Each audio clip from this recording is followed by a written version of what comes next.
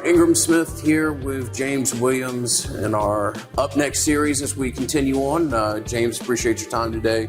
Excited to sit down and talk with you, man. You've got a really interesting story, and I know a lot of Seminole fans are really excited to see you put the garnet and gold on and see what it looks like to have a guy put pressure from the outside of the defensive line. So, of course, Ingram, appreciate you having me on. Great to have you. Prior to making your way to Nebraska, you go to Iowa Central Junior College? Yes, sir. And you're ultimately a PWO at Nebraska, or how do you transition from there to Nebraska? Yeah, so after the first year at Iowa Central, come to a camp that was like an off-season camp. Like, obviously we're going to have some.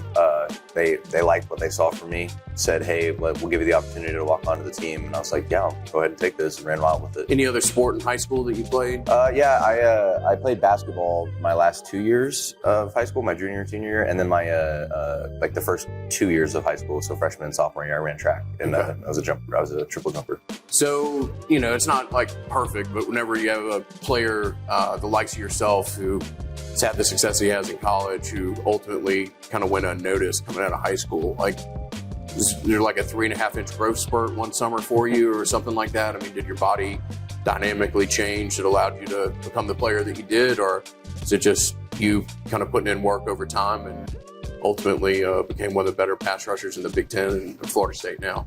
Definitely a combo of the two.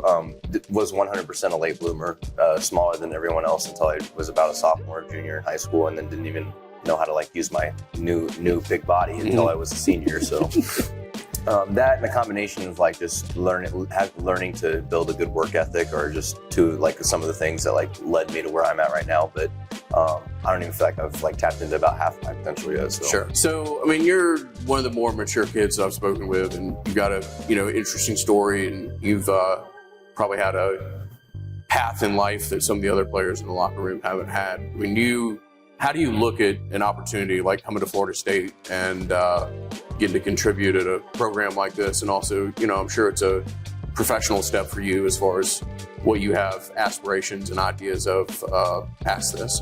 Yeah, obviously, it means the world to me. It's this is one of the the big boys of college football.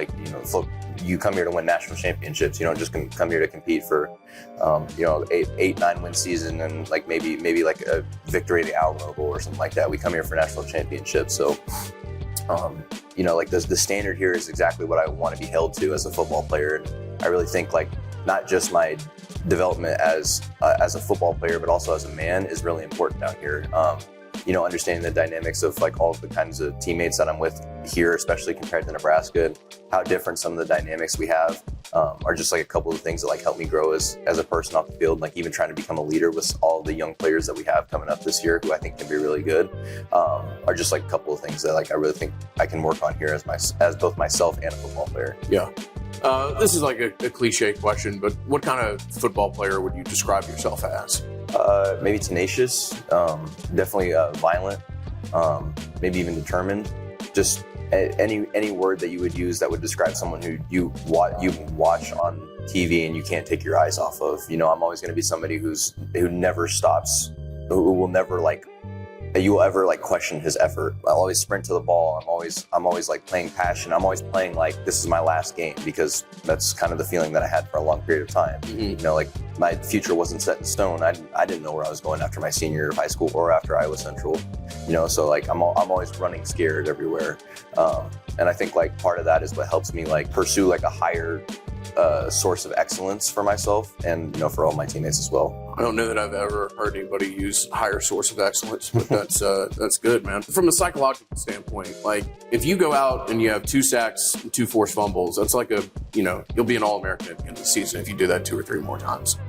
It also means that you got either blocked or weren't involved in the play in probably 60 other plays. How do you deal with playing a position that, if you get it right 8% of the time, you're one of the best players on the field, but also guys are going to run away from you. You're going to get blocked. You're going to have an angle that more or less just takes you out of the play. A lot of people talk about defensive backs having short memories and things like that. Yeah. I understand that, but as a defensive end, how do you approach play to play, and keep the focus on that? I think there's there's a level of both intelligence and like determination that you have to have with it. Like you said, you can go 60 plays without like even touching or getting anywhere near the quarterback, and if on the very last play you force a strip sack, like you're the man, right? You know, a lot of that, like the mental side of it, is setting up stuff that you want to use later in the game. You know, you got to be really smart to play this position. You know, you want to make sure that you like you get the offensive lineman thinking one way, and then you have him, and then once you have him thinking that way, you use a move that has you going the other way, right? Or, you know, like you said, you know, with DBs, they have to have a short memory. It's kind of like that with D-line, but not as much, because obviously our mistakes aren't as amplified as if a DB falls over. Hey, there's a touchdown. Yep. So, you know, just making sure that like you're engaged the entire time, even if you're not getting what you want, like not throwing temper tantrums because you're not getting sacks, not getting mentally frustrated. I think like being mentally tough is probably the most important aspect of being a defensive lineman. You obviously have a very special relationship with Coach Knighton, yeah. And he's played a significant role in your development as a player and person. And I know you've spoken about this before, but just, you know, I'm sure he was a large part of the appeal of coming here. And what does it mean to have worked with somebody who's poured so much into you, and for you to have developed a relationship with him as you have? It definitely means a lot. You know, I love T-Knight, and, you know, like all of the aspects that I've mentioned before, both on and off the field for me, or, you know, like even just a small sample size of all the reasons that I really do love him. You know, like he's made a lot of mistakes similar to what I've made before in my life and what I could continue to make, but having him there as a barometer to make sure that I don't continue that path, and like I see the good ending of what my life could be, are just like, you know, a couple of the things, like examples that he's shown me, and even like the way he's grown me as a person and maturity. Like you said, I'm one of the most mature people you've met. Like that's predominantly him. I wasn't really like that before I met him. And then obviously his development on the field. I mean, you got a guy who sacks Tom Brady. Like that's you're playing for somebody who like you can actually look up to and admire. Yeah. You know, like let's say I'm Darryl Jackson, right, and I'm one of the best returning defensive tackles in the country. Am I going to want to listen to some like first year, has never coached D-line, was probably like a wide receiver coach or was a wide receiver player in high school? No, because I'm Darryl Jackson. I'm going to go to the league next year. Like I have big aspirations. Am I going to listen to a guy who sacked Tom Brady to go to the Super Bowl? Absolutely.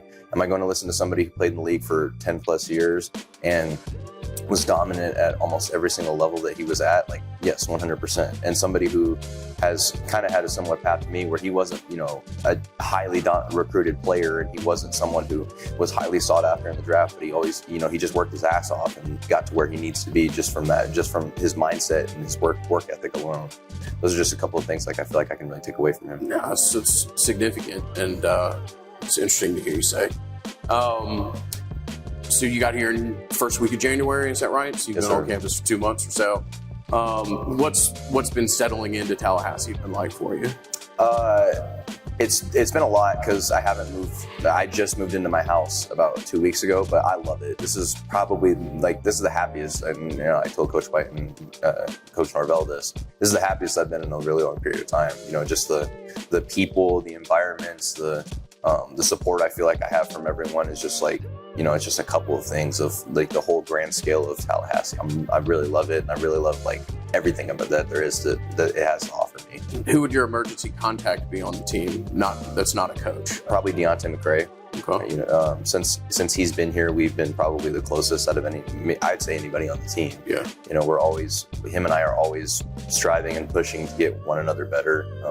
We're gonna max out and squat later, and we'll both be pushing basically the same weight, so we'll be going back and forth there. But, you know, I do love Deontay, and if I had an emergency contact, it'd be him. So the question I was going to ask you there is there anybody in the room, either your room or the offensive tackles, that, you know, you particularly know that like, hey, this guy's going to bring it, I'm going to bring it, we're both going to try to make each other better? Yeah, I mentioned to you before we even started this that Deuce Robinson, I think, is going to have a monster year. His work ethic is, again, second to none. Like, I see him every single day on the jug, is catching balls, making sure his route running is crisp and elite. Like, you can tell he really loves it, and that, like, this is everything to him. Mm-hmm. Yeah. Appreciate you making time for us. Realize you got squat party, and then you got a week for spring break after this. You got any particular plans with your time off? Going to a Oklahoma City Thunder game. They're playing the Nuggets. It's a 1v2 matchup in the West, so that'll be fun. Very specific plans. Yeah. Fantastic. Well, man, I appreciate your time. Yes, sir. Yeah, thank you so much, man. Appreciate y'all having me out here.